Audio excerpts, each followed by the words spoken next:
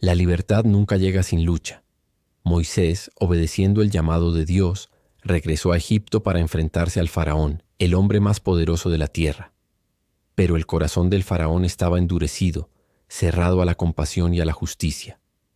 Fue entonces cuando Dios mostró su poder a través de señales que marcarían la historia para siempre. Las 10 plagas de Egipto.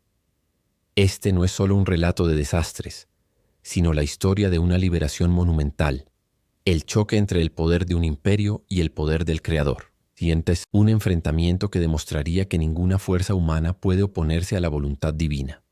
Acompáñanos en este viaje al antiguo Egipto para presenciar cómo la terquedad de un rey desató la furia del cielo y cómo, en medio del caos, se forjó el camino hacia la libertad de todo un pueblo.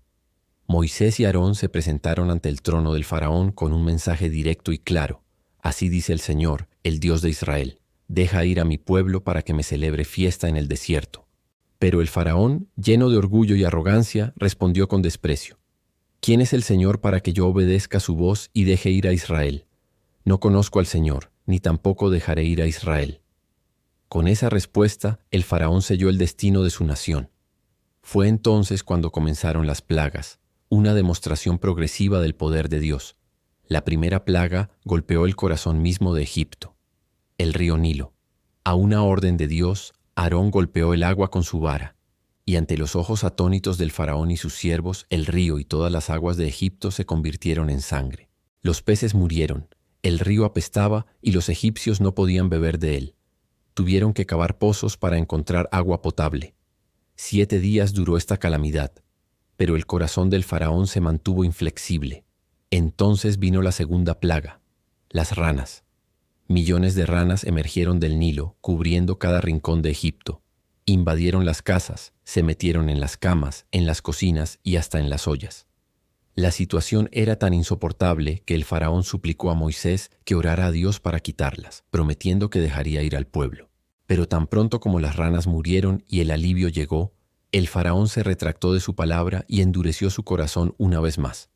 El enfrentamiento apenas comenzaba. La paciencia divina seguía siendo desafiada por la obstinación del faraón. Así llegó la tercera plaga. Aarón golpeó el polvo de la tierra, y éste se convirtió en piojos que infestaron a hombres y animales por todo Egipto. El tormento era constante, una picazón incesante que no daba tregua. Esta vez los propios magos y hechiceros del faraón, incapaces de replicar el milagro, tuvieron que admitir su derrota. Se acercaron al monarca y le dijeron: «Este es el dedo de Dios». Pero ni siquiera el testimonio de sus propios sabios ablandó el corazón del faraón. No cedió. A continuación, la cuarta plaga, enjambres de moscas. Nubes densas y zumbantes de insectos invadieron las casas de los egipcios, contaminando todo a su paso. Pero aquí ocurrió algo extraordinario, una clara señal de distinción. En la tierra de Gosén, donde habitaban los israelitas, no entró ni una sola mosca. Dios estaba mostrando que protegía a su pueblo. La distinción continuó con la quinta plaga, una terrible peste que cayó sobre el ganado. Caballos, asnos, camellos, vacas y ovejas de los egipcios murieron en masa, mientras que ni un solo animal de los israelitas fue afectado. El golpe económico fue devastador, pero el orgullo del faraón era aún más grande. Luego, la sexta plaga atacó directamente a las personas. Moisés arrojó ceniza al aire, y esta provocó úlceras y llagas purulentas en todos los egipcios y en sus animales restantes. El dolor y el sufrimiento se extendieron por todo el reino. Finalmente llegó la séptima plaga, una tormenta de granizo como nunca antes se había visto en Egipto. Pero no era un granizo común.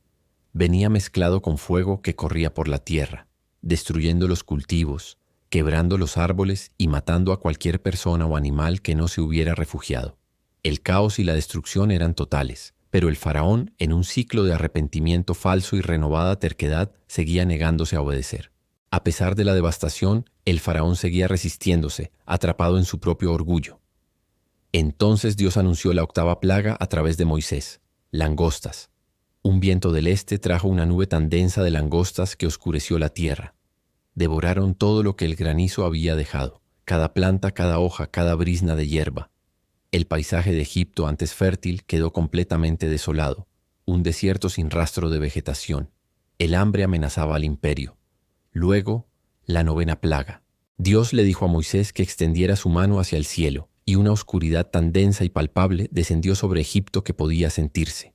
Durante 3 días, los egipcios no pudieron moverse de sus lugares. La oscuridad era total y opresiva. Pero, una vez más, en la tierra de Gosén, donde vivían los hijos de Israel, había luz. La separación entre los dos pueblos era cada vez más evidente, un milagro de protección en medio del juicio.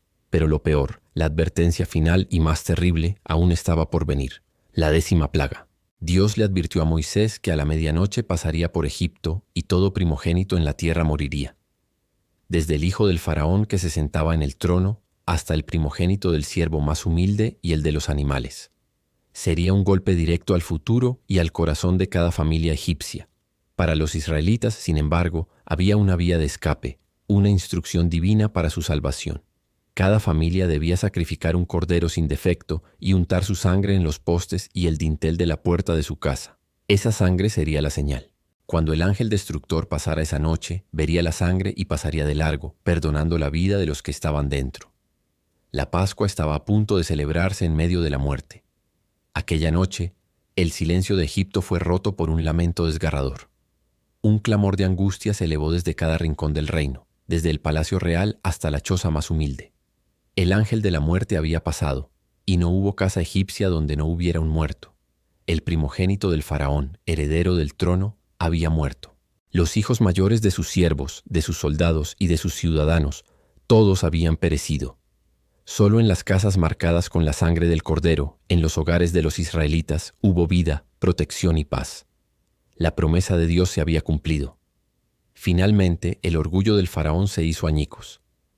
Quebrantado por el dolor y derrotado por un poder infinitamente superior, llamó a Moisés y a Aarón en plena noche. Su voz, antes llena de arrogancia, ahora temblaba de urgencia y desesperación. «Levantaos, salid de en medio de mi pueblo, vosotros y los hijos de Israel. Id y servid al Señor como habéis dicho. Tomad también vuestras ovejas y vuestras vacas e idos, y bendecidme también a mí». Así, después de 430 años de esclavitud, comenzó la liberación de Israel. Una multitud de hombres, mujeres y niños, cargando sus pertenencias y el pan sin leudar, marcharon apresuradamente fuera de Egipto, no como fugitivos, sino como un pueblo redimido, guiado por la mano poderosa de Dios, emprendiendo el largo viaje hacia la tierra prometida. El nacimiento de una nación estaba ocurriendo en medio de la noche. Las 10 plagas de Egipto no fueron simplemente una serie de desastres naturales fortuitos. Fueron una declaración contundente, una lección inolvidable sobre el poder soberano de Dios y una demostración de que ningún faraón, ningún imperio, por más poderoso que parezca, puede resistirse a su voluntad o mantener cautivo a su pueblo para siempre. Cada plaga fue un juicio específico contra los dioses falsos de Egipto y una invitación al arrepentimiento que fue rechazada una y otra vez. Pero en medio del juicio siempre hubo una provisión de gracia. La sangre del cordero que protegió a los israelitas en esa noche terrible apunta a una verdad aún mayor y más profunda, una verdad que resuena a través de los siglos. Esa sangre fue fue una sombra de lo que vendría. Jesús, el Cordero de Dios, quien se sacrificaría para quitar el pecado del mundo. Su sangre derramada en la cruz es la que hoy nos libra de la condena eterna y nos da verdadera vida y libertad. Así como la sangre del Cordero Pascual fue la señal de salvación para Israel, la fe en el sacrificio de Cristo es nuestra señal de vida eterna. Como dice el libro de Éxodo, «Veré la sangre y pasaré de vosotros». Hoy, esa promesa sigue vigente para todos los que se refugian en Él. Gracias por acompañarnos en este increíble relato. Nos vemos en el próximo video.